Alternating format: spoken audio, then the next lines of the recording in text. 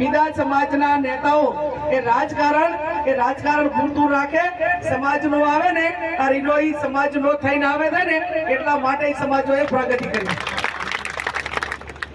તમારે તો ના આનું નામ ને બધું નહીં આવું ને કે પૈસા નહીં આવું રહેવા દે, ના હાલે તમે તારા વગર જવું રહેવાનું હતું એમ.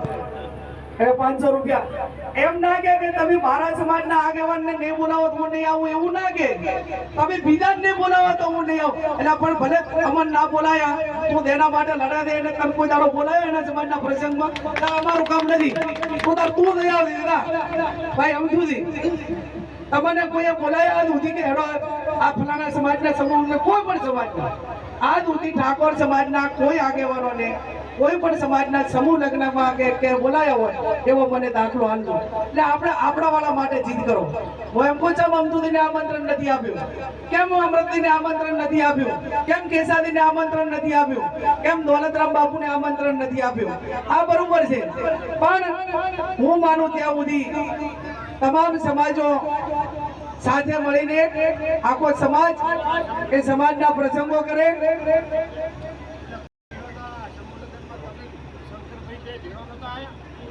એ આપણે આયોજન ઠાકોર સમાજે નતું કર્યું, એ અમે મહેમાન હતા.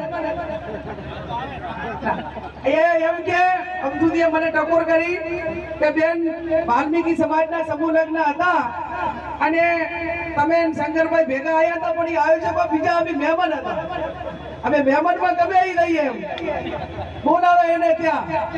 આ હું સમાજની વાત કરું છું અને સમાજમાં જે બોલાવતા હોય ને આપણે બોલાવવા માટેની તૈયારી છે, એમાં કોઈ ના નથી. તમને અમે એમ નથી કહેતા કે અમને બોલાવે, અમને બોલાવે તો અમારે તો માથા માથે. પણ મારો કહેવાનો અર્થ એટલો જ છે કે સમાજને સ્વનિર્ભર બનાવવા માટેની જરૂર છે. સ્વનિર્ભર એટલે શા માટે કે તમે નાના મોટી લાલચ રાખો તો તમારે એને બોલાવવા પડે ને. કેડો અમને કઈક ગ્રાન્ટ આપશે કે કઈક મદદ કરશે કે કઈક નાના મોટું હોય તો આપણે એમને નથી તો બધા રાજકીય રીતે કે ગમે એ રીતે, પણ એ એટલા પૂરતું રાખો. જ્યારે સમાજનું હોય, સમૂહ લગ્નનું હોય, શૈક્ષણિક હોય, ધાર્મિક પ્રસંગો હોય ત્યારે તમે તમારા બળ ઉપર કરો. અને બળ ઉપર એટલા માટે કરો કે જ્યાં સુધી તમે રાતે પોતે નિર્ણાયક નહીં બનો, રાતે પોતાની આગળ નહીં વાટો ત્યાં સુધી લોહી નીકળવાનું નથી. અને એટલા માટે કરીને કહું છું આ સમાજે જ્યારે તમે સમાજ વચ્ચે ગયા, હમણાં આપણી પ્રતિષ્ઠા કરી, આ 2 સમૂહ લગ્ન કર્યા, એના પહેલા અનેક પ્રસંગો કર્યા, અનેક વખત શિક્ષણમાં દાન આપ્યું. અને એટલા માટે કરીને હું વિનંતી કરું કે દીકરીઓને ભણવા માટે બાબર એ 9 થી 11 હાઈસ્કૂલ ચાલુ છે, રહેવાનું ભણવાનું મફતમાં છે. મારે આપ સૌને વડીલોને એટલી વિનંતી કરવાની છે કે તમારે તમારી દીકરીઓને સારી રીતે ભણાવવાની થતી હોય, બાબરની આપણી 2 હોસ્ટેલો હાઈસ્કૂલો છે, કમસે કમ ગામડામાંથી એ હાઈસ્કૂલે ઉતરે એવો તમે ભાડાની વ્યવસ્થા સાધનની કરાવો. નકે તમે ને ભણાવો તો ચાલશે, પણ તમારી 500 કે મહિને 200 રૂપિયા ભાડું ના ખર્ચવાના કારણે કોઈ એક ઘટના બને છે ત્યારે 100 કે 200 દીકરીઓ પર એની અસર પડે છે. અને આવું ના થાય એટલા માટે કરીને કાં તો તમે ભણાવવાનું રહેવા દો, કાં તો રહેવાનું ભણવાનું એક જગ્યાએ છે ત્યાં મૂકો, અને અથવા તો તમારી છોડી ઘરેથી ભણવા જાય અને નિહાળેથી ઘરે આવે આવું કરાવો. એવી 2 હાથ જોડીને વિનંતી કરું છું.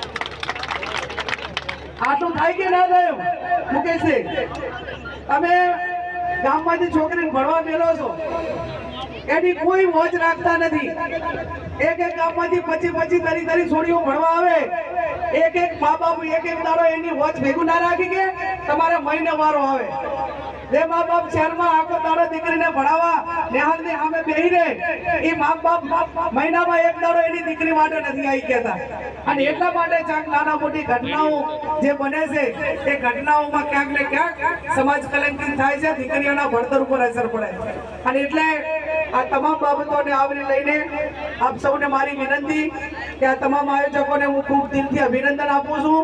તમારા શિક્ષણમાં, સમાજના કામમાં દોલતરામ બાપુ આપણી વચ્ચે ટૂંક સમયમાં પધારવાના છે.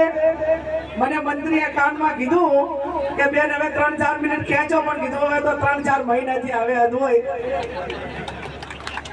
3 મહિનાથી આ માયક પકડ્યું છે 400 સભાઓ થઈ, આખો જિલ્લો ખોદ્યો, આ છતાં હજી આટલી તાકાત છે એટલે તમારો બધાનો પાવર છે હો, મારો ના જોઈએ તમે જુઓ તો અબીલ ગુલાલ ફૂલ ગાડા ઉપર બેહાડે, ઘોડા ઉપર બેહાડે, દીકરાઓ હોન્ડા ઉપર બેહાડે, પૈસા આપે વોટે આપે અને પોતે બધે ફરી વળ્યા. આ તાકાત સમાજની છે અને એટલા માટે મંત્રી પેટમાં બળતરા થાય. આપણે સમાજે કઈ ના રચવું હોય ના કર્યું હોય તો ના ઓલું થાય, પણ ઘણું અમે કર્યું એના કરતા સમાજે ઘણું કર્યું છે અને ઘણું કર્યું છે એટલે એનું ઋણ આપણા બધા ઉપર છે. આ તમે હોય કે અમજોદી હોય કે ગેનીબેન હોય કે માનસિંહભાઈ હોય, એ સમાજ ના હોય તો કાંઈ ના, તમે કોઈ નથી, કાંઈ નથી.